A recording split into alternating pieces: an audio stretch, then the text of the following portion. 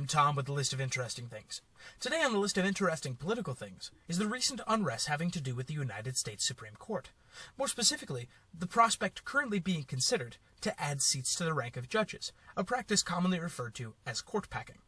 Today we're going to discuss what court packing is, why members of the Democratic Party are considering it now, and what the potential political ramifications may be. Now for some context. In 2016, Justice Antonin Scalia died. That being the spring of Obama's last term, he promptly nominated Merrick Garland, a moderate Democrat with a record that saw decisions on both sides of the aisle. The Republican-controlled Senate at the time, however, declined not only to confirm Garland, but to even hold hearings on him, citing that it was an election year and that the new president, and thereby the American people, should have a say in who the next justice is.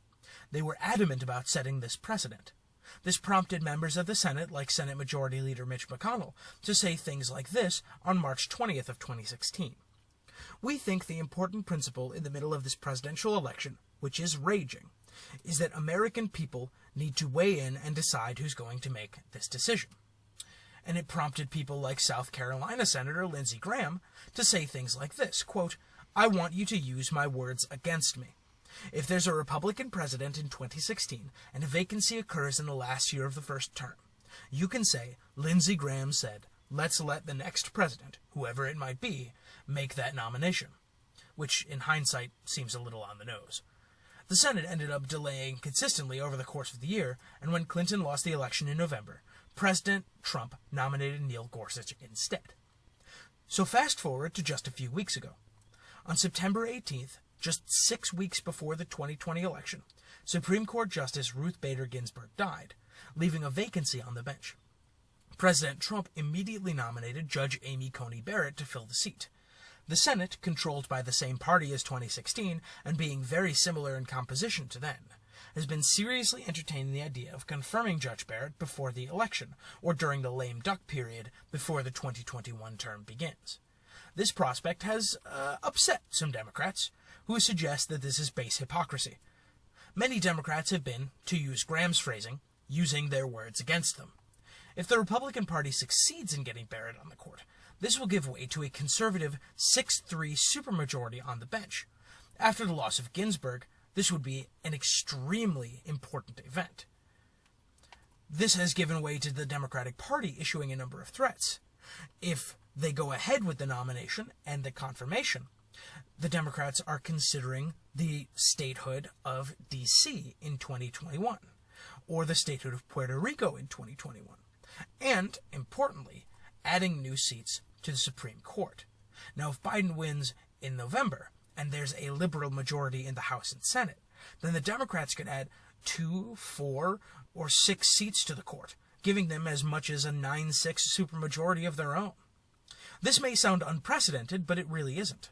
The Supreme Court has 9 members, and it has since 1869, but there's no reason to suggest that it has to have 9 members. As recently as the 1930s, there have been serious discussions about adding additional judges to the bench. In 1937, the Supreme Court consistently and repeatedly blocked Democratic President Franklin Roosevelt's attempts to push through his New Deal relief efforts for the ongoing Great Depression.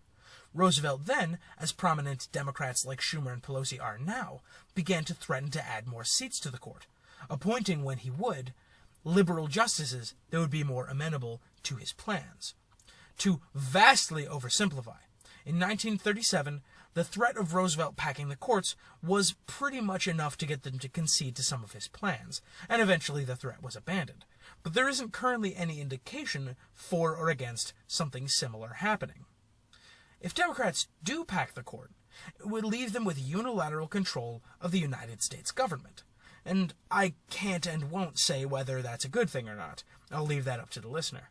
What I can say is that it may lead to some equally interesting retaliation from the Republican Party, if it does come to pass. If the Republican Party manages to get back in power with a Republican-controlled president and Congress, then they may take action involving further court packing, perhaps taking the Supreme Court to a 21 or 25-person body. Or it may lead to state consolidation or dissolution in places like New York and Texas. But I'll leave those for an interesting thing for another time. Please don't forget to subscribe to keep up to date on all the most interesting things. And until next time, be like court packing.